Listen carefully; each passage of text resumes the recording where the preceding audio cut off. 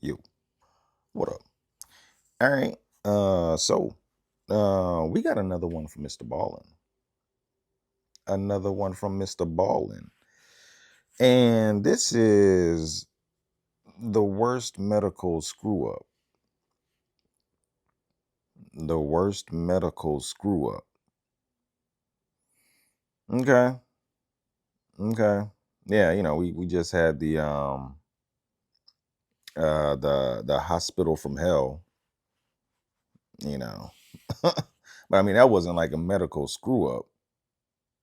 When you say medical screw up, I'm thinking like you know, something happened during an operation or, somebody was given the wrong medication or something, you know, but the worst medical screw up. All right, let's check it out. Here we go. In the early morning hours of April 27th, 2006, a phone rang inside of a home in rural Michigan. When the homeowner answered it, what they would hear would instantly ruin their lives. But that phone call was nothing compared to the call they got 5 weeks later. This story has one of the most insane plot twists we've ever covered on this channel, so make sure you stick around to the end to hear what it is. But before we get into today's story, if you're a fan of the strange, dark, and mysterious delivered in story format, then you've come to the right place because that's all we do, and we upload once a week. So if that's of interest to you, please invite the like button to come on over your house for a sleepover, but then give them a bed without pillows or blankets. Also, please subscribe to our channel and turn on all notifications so you don't miss any of our weekly uploads. Okay, let's get into today's story. All right. Let's see what was said on this call.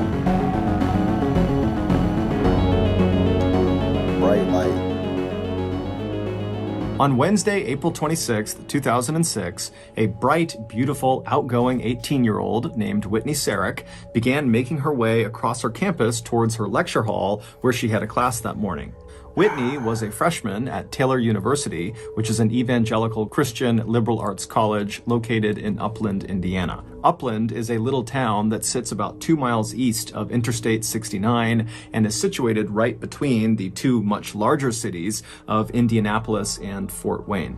As Whitney made her way along the pathway across campus and she passed by other throngs of students hustling to their own classes, she suddenly had a pang of anxiety as she realized the end of the school year was fast approaching. And while Whitney was definitely excited to head back home to rural Gaylord, Michigan, where she was from, to spend her summer vacation, she was also kind of bummed because she would have to say bye to all of her new friends in college that she wouldn't see again until after summer break in the fall when the next school year started. Whitney had made a ton of friends over the course of her freshman year, and by and large, they were other freshmen like herself. But she did have a few friends that were upperclassmen, because early in Whitney's collegiate career, she had discovered that upperclassmen were just as friendly as freshmen, and they came with the bonus of lots of experience and expertise, and if you just asked them for guidance or advice, they'd be happy to give it to you. And so over the course of the school year, anytime Whitney had an opportunity to interact with or be around upperclassmen, she would take it, thinking, maybe I can learn something. And in fact, that morning, as Whitney was making her way across campus, she saw a sign that was asking for students to volunteer to the next day head out to this banquet hall to set up this big banquet for the school's new incoming president. And so when Whitney walked over to the table and asked the people what this was all about, she would learn that the majority of the people that had signed up to be volunteers so far were upperclassmen. And so as soon as she heard that, Whitney was quick to write her name down as well. The rest of the day would go completely as normal for Whitney. She would go to her classes, she would study, she would meet up with friends, and then eventually in the evening, she would make her way back to her dorm room where she would go to sleep. Little did she know, when she put her head down on the pillow that night, she was within 24 hours of her life changing in the most drastic way imaginable. The following morning, Whitney got up early, she took a shower, she brushed her teeth, and then she spent quite a while just staring at her wardrobe, debating which outfit she was going to wear, and then finally she chose the one she wanted and she got dressed. Whitney was not vain, but she knew the whole day would be spent around upperclassmen and university staff, and so she wanted to look her best. On her way towards her door to leave, Whitney would stop and look in her mirror one last time to make sure she looked okay, and in this fleeting moment, as she's looking herself up and down, she couldn't help but feel a justifiable sense of pride in this woman looking back at her. She had gotten into a great college, she had moved hundreds of miles from home and lived alone by herself for the first time, and her grades all year had been excellent. And so as Whitney's looking at herself, she thought to herself, you know what? I'm doing pretty good. Whitney's gaze would move from her reflection up to the clock on the wall, and she would see she was running late. And so she quickly grabbed her jacket, she threw it over her shoulder, and she went out the door. When Whitney arrived at the meeting spot in the parking lot nearby, she saw there was a group of what looked like students standing around a university van. And so Whitney walked up to them, and sure enough, this was the group of volunteers. It consisted of 7 other Taylor students, most of which were seniors, and 1 university staff member. And so Whitney didn't know any of them, and so she quickly introduced herself, everyone said hi, and then because Whitney was the last person they were waiting on, very quickly after she arrived, they were kind of ushered into the van, and then the van pulled out of the parking lot and began heading north towards Fort Wayne. Fort Wayne was where the banquet hall was. It was located about an hour north. At some point during this drive north, Whitney struck up a conversation with a 22-year-old senior named Laura Van Ryn, who was sitting right next to her. Whitney and Laura were total strangers, but they looked so similar physically. They were both tall, blonde, and very slim, that when they first got onto the van, one of the other volunteers actually asked them if they were related. But it wasn't just physical similarities that Laura and Whitney shared. Once they got to talking, Whitney would learn that Laura had also grown up in a small rural Michigan town. It was called Caledonia, and it was located only a couple of hours south of Gaylord, where Whitney had grown up. After the van finally arrived in Fort Wayne, the volunteers got out, they went inside of the banquet hall building, and for the next several hours, they set up tables and chairs, they put out silverware, they hung up decorations, and the whole time, Laura and Whitney just stayed close together, continuing their friendly banter.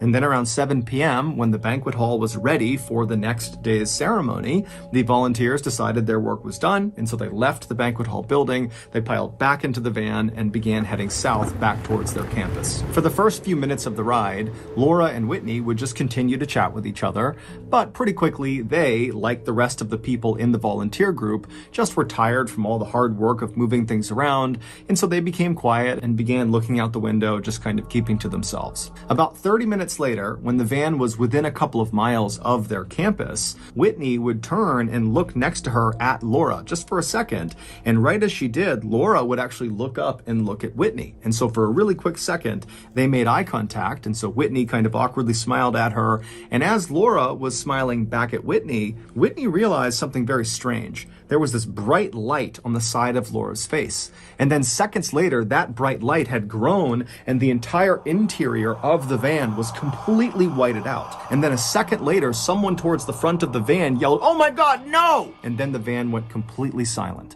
Crash.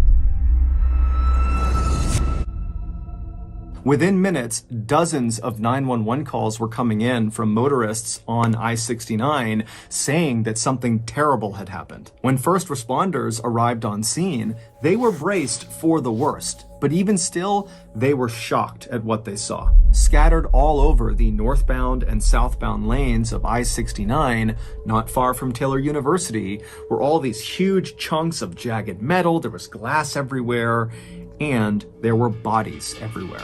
That light that Whitney saw growing on Laura's face that suddenly filled the entirety of the van were the headlights of an 80,000-pound, fully loaded tractor-trailer truck driven by Robert Spencer. Robert was a truck driver, and he was traveling north on I-69 when he fell asleep at the wheel, at which point his truck veered off the road into the grassy median between the northbound side and the southbound side of I-69. His truck bounced up onto the southbound lane and crashed into Laura and Whitney's van. And when it did, the impact literally peeled off the side of their van and sent the van spinning. And so as the van is spinning, because of this huge opening in the side of it, the students inside were literally being violently thrown out of the van into traffic. When first responders finally actually began surveying the crash site, they would find Robert still in his truck. He was alive. But they would discover that of the 9 occupants inside of that van, 5 were deceased. A few hours later, in the early morning hours of April 27th, Whitney Serak's family, back home in Gaylord, Michigan, woke up to the sound of a phone ringing. When one of Whitney's parents answered the phone, it was the Grant County coroner telling them their daughter had been in a terrible accident and she was deceased. At the same time, 3 hours south of Gaylord, Michigan, in Caledonia, Michigan, the Van Ryn family also was woken up in the middle of the night to a phone call, except the call they got was that their daughter Laura had been in that same crash, but she had survived, although she was in critical condition. In the days that followed, the Serak family had Whitney's body transported to Gaylord, and then they began to plan for her funeral. A funeral that would have to be closed casket because of the extensive damage to Whitney's body. Meanwhile, Laura Van Ryn's family rushed to Parkview Hospital in Fort Wayne, and they would find their daughter bandaged head to toe with a neck brace on, laying in a hospital bed in a coma. Doctors would tell Laura's family that even though Laura was now stable, there was no way of knowing if she would ever come out of that coma. And even if she did, she had suffered a serious brain injury which likely would impact her ability to function. And so knowing that at best this was going to be a very long road to recovery, Laura's family decided to move her from Fort Wayne back home to Michigan to a rehabilitation center in Grand Rapids that specialized in brain injury. And so while the Van Ryns were in the process of moving Laura back to Michigan, the Seraks were in the process of saying their final goodbyes to Whitney. On April 29th, so 3 days after the accident, the Seraks would hold a visitation in their hometown of Gaylord. A visitation is a time for friends and acquaintances to come together and pay respects and offer condolences to the people that the deceased have left behind. For Whitney's visitation, more than 1,400 people attended, which was nearly half of Gaylord's total population. Damn. The following day, on April 30th, Whitney was buried. At the same time, Laura's family, who had been taking turns keeping a 24-hour bedside vigil with Laura in the Grand Rapids facility, were given some incredible news. Based on brain scans, it looked very much like Laura would wake up from her coma, although there was no timeline. Over the next couple of weeks, Laura remained comatose, but her body would slowly begin to heal, and all signs seemed to be pointing towards her eventually making a recovery. And then on Tuesday, May 16th, so 20 days after the accident, Laura woke up from her coma. And amazingly, at first, it seemed like her brain was functioning the way it should be. The family could not believe their luck. This was a miracle. Over the next few days, Laura would slowly regain her strength to the point where she could move some limbs and she could sit up in her bed. And then as for her cognitive function, it seemed like she was making strides, but then she would do something that would make doctors and her family and everybody around her start to question if her brain really was okay. On Monday, May 22nd, so 1 week after Laura had woken up from her coma, she was sitting in her hospital bed with her physical therapist right next to her, and her family was in the room as well. And at some point, her physical therapist handed Laura a pencil, and then she put a pad of paper in front of her. And then the therapist told Laura to write a word down that was very specific. It was a word that Laura should know well, and a word that Laura should be able to spell. And so after Laura kind of gave a nod, saying she understood the assignment, Laura took the pencil and very awkwardly and painstakingly wrote out a word. But when she was done, and the therapist looked at what she had written, it was wrong. It didn't make any sense. And so she asked Laura to do it again. And so Laura, with even more determination, would try to write this word. And once again, she wrote the same word, the same incorrect word. And so it was at this point that the therapist and the onlooking family started to realize that, her injury to her brain might be more extensive than we thought. However, as everyone in that room would soon find out, that was not the case. There was something much, much bigger going on. Back on April 26th, just minutes after the car accident, first responders began moving about the crash site to figure out who was deceased and who was still alive. When they found Laura, she was barely clinging to life on the side of the road, and so they rushed over to her. They put her on a stretcher along with her purse, which contained her driver's license. They put that all together, they put her on an ambulance, and they sent her to the hospital. Once Laura arrived at the hospital, doctors would use her driver's license inside of her purse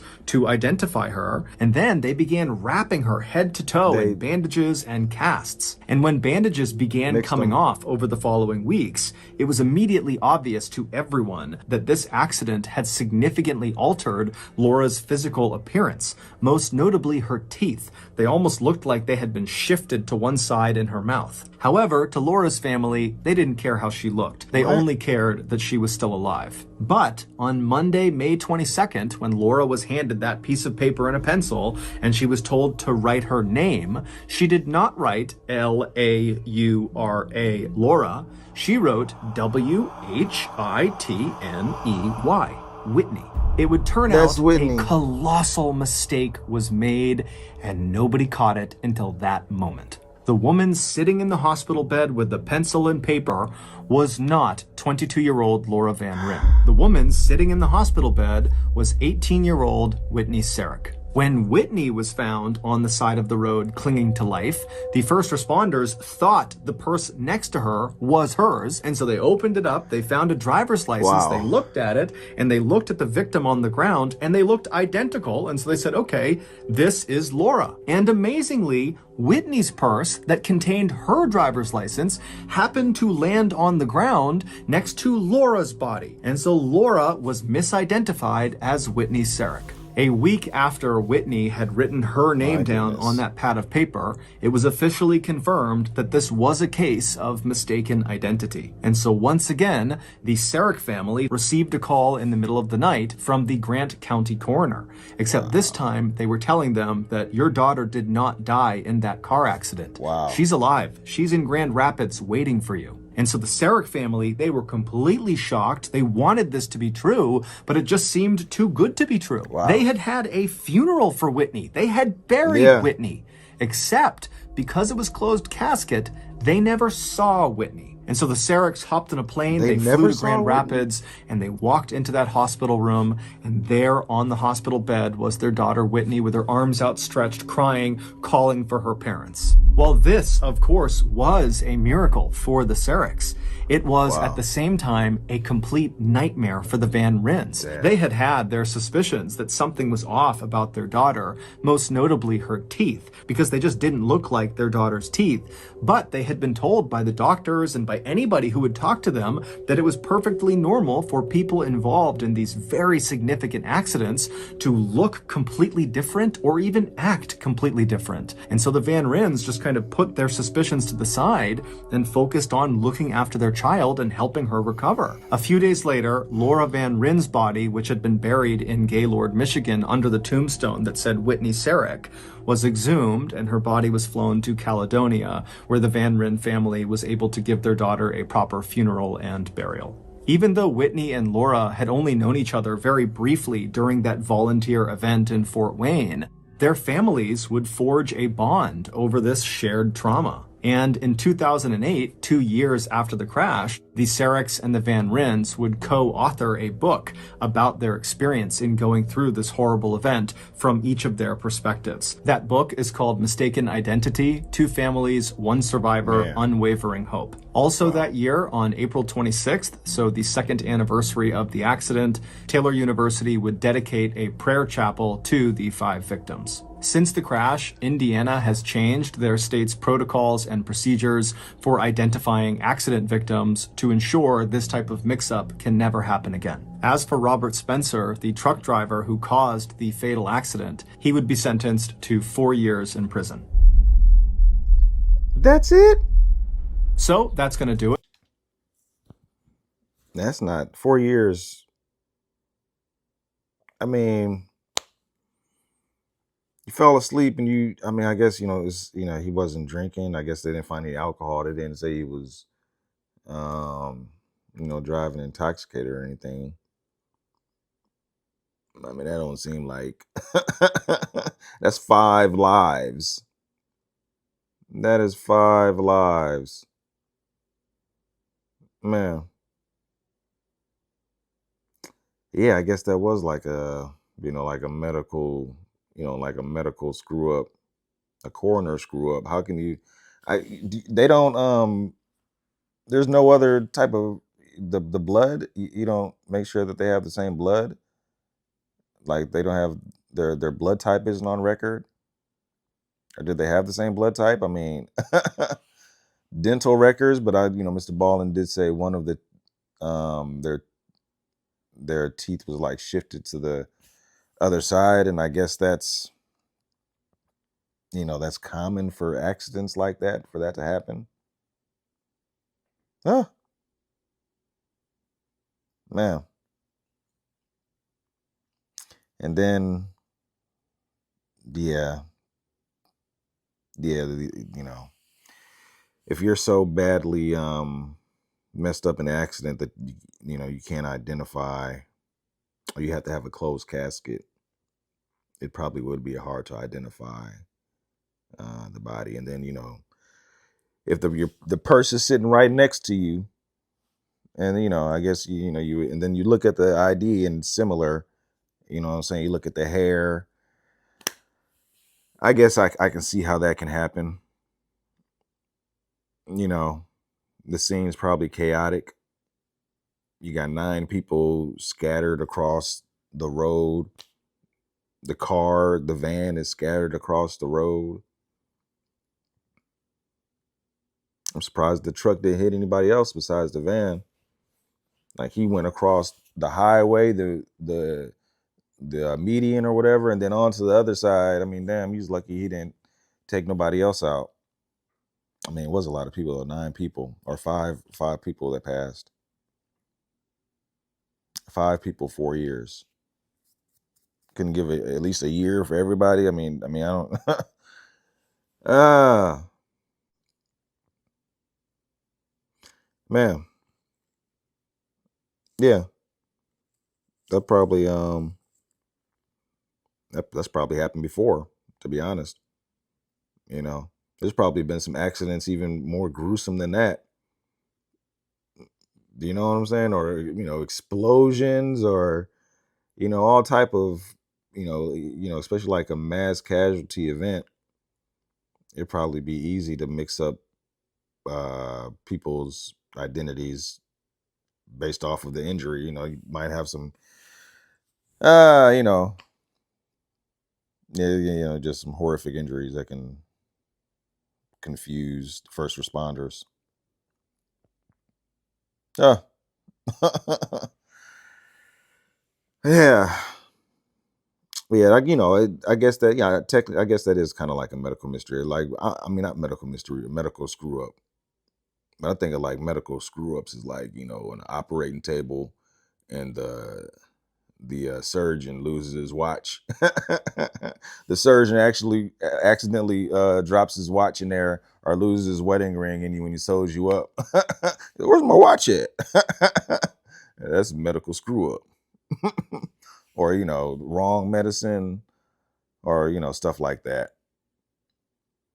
But that was a medical screw up.